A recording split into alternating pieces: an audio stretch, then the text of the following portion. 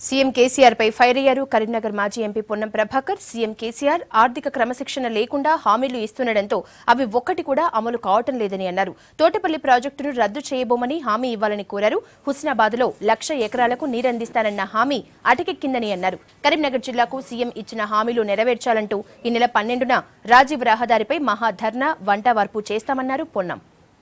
ముఖ్యమంత్రి గారు హుస్నాబాద్ పర్యటనకు వచ్చి 2.5 సంవత్సరాల 1,00,000 ఎకరాల సాగునీరును కల్పిస్తా అని చెప్పిన మాటను మేము ప్రశ్నిస్తూ ఉన్నాం. ముఖ్యమంత్రి గారికి సవాల్ చేస్తూ ఉన్నాం. నీ నోటి మాటకు విలువ లేదు, నీ నోటి మాట పట్ల విశ్వాసం లేదు.